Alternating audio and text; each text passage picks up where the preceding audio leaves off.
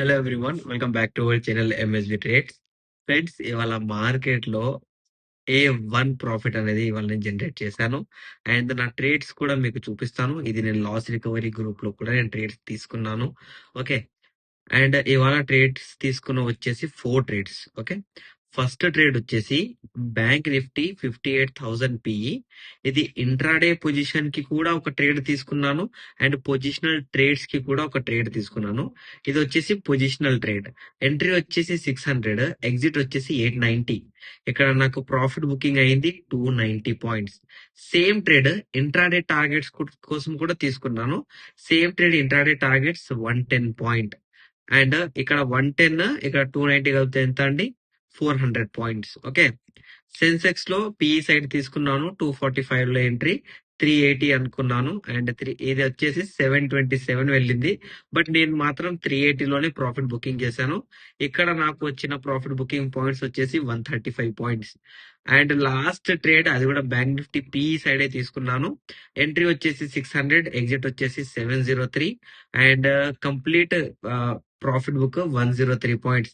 ఇవాళ మార్కెట్ లో 5 ఇక్కడ వచ్చేసి ఎన్ని పాయింట్స్ అయినాయి? 400 పాయింట్స్ ఉన్నాయి కదా. సో ఇక్కడ వచ్చేసి 500 పాయింట్స్, 535 పాయింట్స్, 538 పాయింట్స్. ఇవాళ మార్కెట్ లో 638 పాయింట్స్ ప్రాఫిట్ బుకింగ్ అనేది జరిగింది. ఓకేనా అండి. సో ఇవాళ ఏంటి అంటే మార్కెట్ సతాయించకుండా డైరెక్ట్ ప్రాఫిట్ అనేది ఇచ్చింది. అండ్ నా ప్రతి ట్రేడ్ మీరు చూసుకున్నట్లయితే morning first trade bank Nifty PE, second trade bank Nifty PE, third trade bank Nifty Sensex PE, and fourth trade bank Nifty PE. And నిన్నటి అనాలిసిస్ వీడియోలో నేను ఏం చెప్పాను? మార్కెట్ లో నేను రికవరీ చూస్తున్నాను. రికవరీ తర్వాతనే సెల్లింగ్ ఉంటుంది, కానీ వితౌట్ రికవరీ మార్కెట్ లో సెల్లింగ్ అనేది ఉండదు. సో రికవరీ అది రేపైనా కావచ్చు, ఎల్లుండి అయినా కావచ్చు, ఎప్పుడైనా రికవరీ కానివ్వండి. ఒక పొజిషనల్ ట్రేడ్ నేను తీసుకుంటాను, ఒక ఇంట్రాడే ట్రేడ్ నేను తీసుకుంటా అని చెప్పాను. ఇవాళ మార్కెట్ లో రికవరీ అనేది ఫస్ట్ క్యాండిల్ లో వచ్చింది కాబట్టి నేను ట్రేడ్ తీసుకున్నాను. అండ్ నేను ఎందుకు ట్రేడ్ తీసుకుంటాను అనేది నిన్ననే రీజన్ చెప్పాను మీకు. రీజన్ వచ్చేసి ఒకటి, మార్కెట్ లో సెల్లింగ్ బ్రేకర్ బ్లాక్ ఫామ్ అయింది. అండ్ మార్కెట్ లో ప్రీవియస్ సెల్లింగ్ బ్రేకర్ బ్లాక్ ఉంది. అండ్ మార్కెట్ లో ఈ పాయింట్ దగ్గరికి వెళ్ళినా, మార్కెట్ లో ఈ పాయింట్ దగ్గరికి వెళ్ళినా, ఏ బ్రేకర్ బ్లాక్ దగ్గరికి వెళ్ళి రిజెక్ట్ అయినా నేను సెల్లింగ్ ట్రేడ్ తీసుకుంటాను అని చెప్పాను. నేను తీసుకున్నాను. ఫస్ట్ ట్రేడ్ వచ్చేసి నేను ఎక్కడ తీసుకున్నాను, టైమింగ్ చూద్దాం. ఓకే. ఫస్ట్ ట్రేడ్ టైమింగ్ వచ్చేసి 10:05 AM bank Nifty. Okay. 9:15 to 9:30 candle, 9:30 to 9:35 candle, 9:45 candle, 9:45 to 10 o'clock candle. ఈ క్యాండిల్ ఇన్ డిసిజన్ క్లోజ్ అయింది కదా, కనిపిస్తుందా రెడ్ కలర్? ఇక్కడ రెడ్ కలర్ క్యాండిల్ కనిపిస్తుందా? ఇన్ డిసిజన్ క్లోజ్ అయినందుకు నేను ట్రేడ్ తీసుకున్నాను. అండ్ ఆ ఇన్ డిసిజన్ ట్రేడ్ క్లోజ్ అవ్వడానికి సెల్లింగ్ బ్రేకర్ బ్లాక్, ఇది selling breaker block already retest అయింది, రిజెక్ట్ అయింది కాబట్టే నేను ట్రేడ్ తీసుకున్నాను.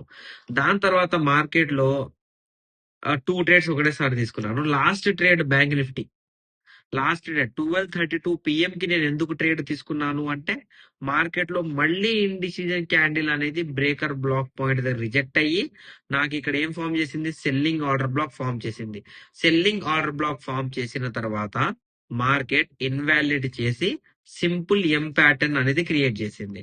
నా ట్రేడ్ చూడండి, 12:32 PM అంటే ఇది 12:15 to 12:30 candle, simple M pattern, retest rejection జరిగింది కాబట్టి ఈ క్యాండిల్ లో ట్రేడ్ తీసుకున్నాను. ఇక్కడ నాకు ప్రాఫిట్ బుకింగ్. ఓకేనా అండి.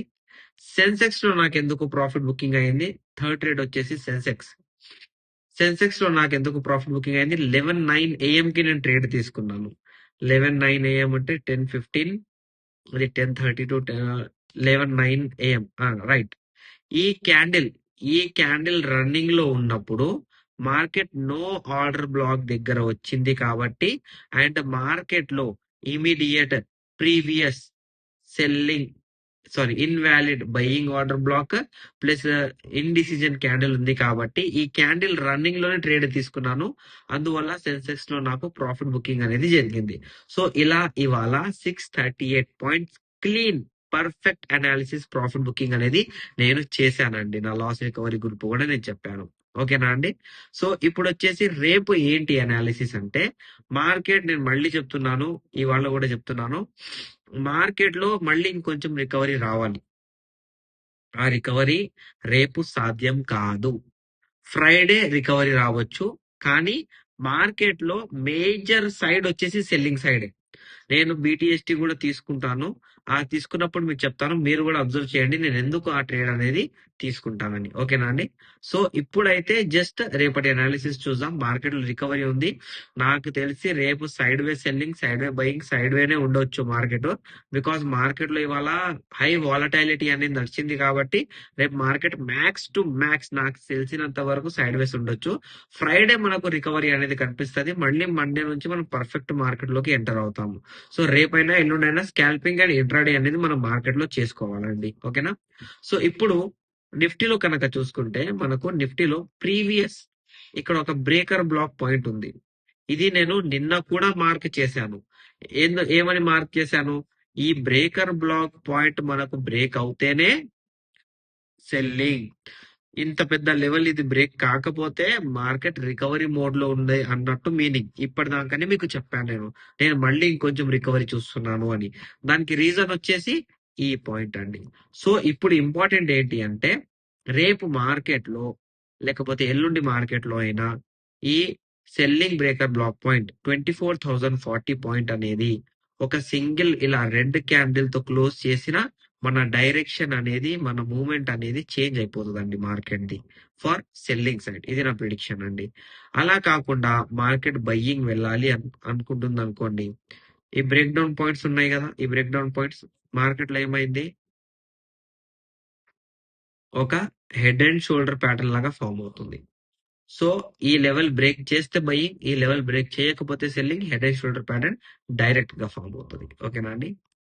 అండ్ బ్యాంక్ నిఫ్టీలో లెవెల్స్ చూసుకుంటే, బ్యాంక్ నిఫ్టీలో సింపుల్ లెవెల్స్ ఉన్నాయి. ఇక్కడ బయ్యింగ్ బ్రేకర్ బ్లాక్ ఉంది.